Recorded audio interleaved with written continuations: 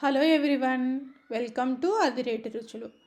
ఈరోజు నేను చూపించబోయే రెసిపీ వచ్చేసి సింపుల్ స్నాక్ రెసిపీ అండి. అటుకులతోటి మిక్చర్ ఎలా తయారు చేసుకోవాలో చూపిస్తాను.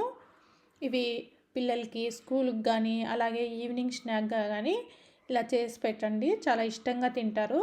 ముందుగా ప్రిపరేషన్లోకి వెళ్ళిపోదాము. నేను ఇక్కడ 500 గ్రామ్స్ పల్చటి అటుకులు, పేపర్ అటుకులు అంటారు కదా, వాటిని తీసుకొని మంచిగా జల్లించుకొని స్టవ్ ఆన్ చేసుకొని ప్యాన్లో 3 నిమిషాల పాటు లో ఫ్లేమ్లో వేయించుకోవాలి. ఇవి 3 నిమిషాల పాటు వేయించుకున్న తర్వాత ఇలా పట్టుకుంటే చేతితోటి ఇలా విరిగిపోవాలండి. తర్వాత ఈ అటుకుల్ని పక్కకు పెట్టేసుకొని మళ్ళీ వేరొక ప్యాన్లో 2 టేబుల్ స్పూన్ల ఆయిల్ వేసుకోవాలి. ఆయిల్ వేడెక్కిన తర్వాత ఇందులోకి 1/2 కప్పు పల్లీలు కూడా వేసుకొని మీడియం ఫ్లేమ్లో కరకరలాడే విధంగా వేయించుకోవాలి.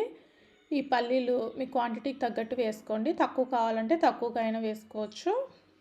అలాగే ఇందులోకి 7-8 కచ్చా పచ్చగా దంచుకున్న వెల్లుల్లి రెబ్బలు కూడా వేసుకొని 1 నిమిషం పాటు వేయించుకున్న తర్వాత ఇందులోకి సన్నగా పొడుగుగా కట్ చేసి పెట్టుకున్న పచ్చిమిర్చి కూడా వేసుకొని వేయించుకోవాలి.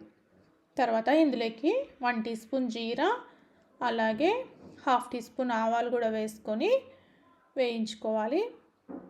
తర్వాత ఇందులోకి 1/4 కప్పు పుట్నాల పప్పు కూడా వేసుకొని వేయించుకుందాం. ఈ పుట్నాల పప్పు ముందే వేస్తే ఎక్కువగా వేగిపోతాయి.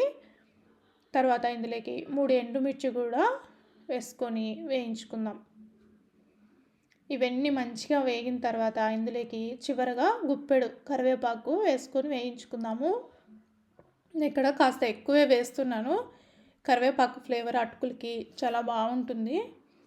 తర్వాత ఇందులోకి 1 టీ స్పూన్ పసుపు, అలాగే రుచికి సరిపడా సాల్ట్, అలాగే 1 టీ స్పూన్ కారం కూడా వేసుకోవాలి. స్టవ్ ఆఫ్ చేసుకొని వేసుకుంటే సరిపోతుంది. ఒకసారి ఇలా కలిపేసుకోవాలి వేడి మీదనే. ఇలా కలుపుకున్న తర్వాత ముందుగా వేయించి పెట్టుకున్న అటుకులను కూడా వేసుకుందాము. ఈ అటుకులు వేసుకున్నప్పుడు స్టవ్ అస్సలు ఆన్లో ఉండకూడదు. ఇవి ఆల్రెడీ మనం వేయించుకున్నాం కదా, ఆ వేడికే ఈ అటుకులు మంచిగా కరకరలాడుతూ ఉంటాయి. వీటిని మంచిగా అటుకులు విరిగిపోకుండా నిదానంగా ఇలా మంచిగా కలిసే విధంగా కలుపుకోవాలి. పసుపు కాస్త ఎక్కువగానే వేసుకోండి, కలర్ మంచిగా కనిపిస్తూ ఉంటాయి.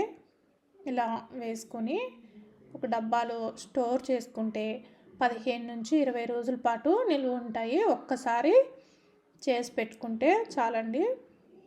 ఇవి పిల్లలకే కాదు పెద్దలకు కూడా టీ టైం స్నాక్గా కూడా పెట్టవచ్చు.